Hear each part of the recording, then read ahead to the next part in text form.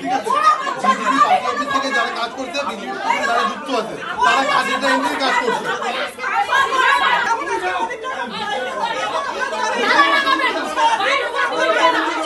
মেখলিগঞ্জ পৌরসভায় অন্নপূর্ণা ভান্ডারের টাকা না ঢোকায় চেয়ারম্যান প্রভাত পাটনিকে ডিম ছুড়লেন মহিলারা।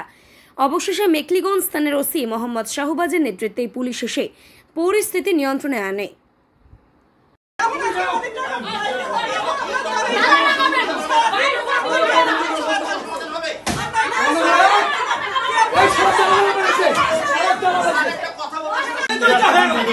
আপনি কি বললেন একটু আগে সব মহিলারা টাকা সামলাচ্ছিলেন তো?